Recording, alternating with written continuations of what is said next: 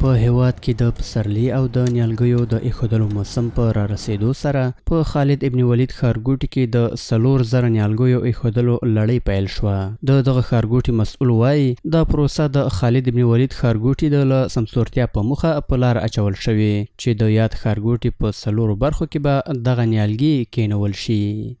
امسال ما قسم سالهای پیش دیگه تقریبا 4000 نیال در تمام شهرک 4 قسمت خالد ابن ولید در نظر داریم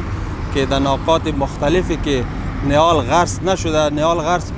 نماییم و جایی که بعضی نیال‌ها خشک شده ما در جای از او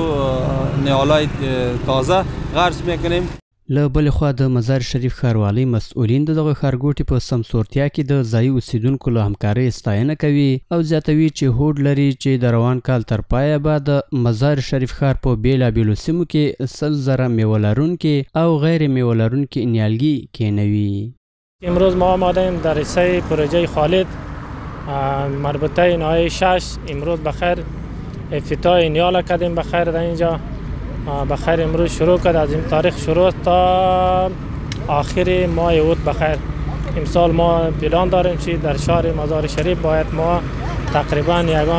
1 لک نیال باید ما به اصطلاح غرق بکنیم در شهر مزار شریف. ما همون طوری که شما میبینید که در حال انشاندن نیال هستیم در حفظ و مراقبتش از شهروندان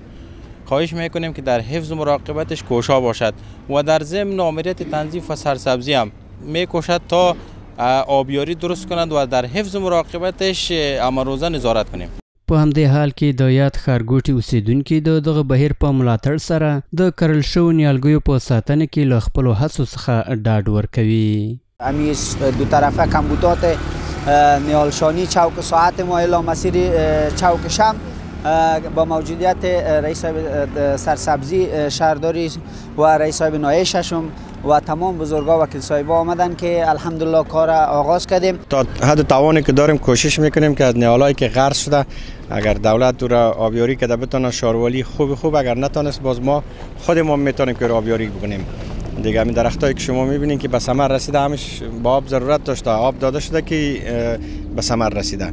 د یادونې وړ ده چې هر کال د هیواد په کچه د نیالګیو ایښودلو په برخه کې د خلکو د ونډې ترڅنګ یو کمپاین هم په لار اچول کیږي چې په دې بهیر کې تیر کال د مزار شریف ښاروالۍ او د یو شمېر نورو ادارو د مسؤلینو له لورې 150,000 نیالګي کینول شوي دي.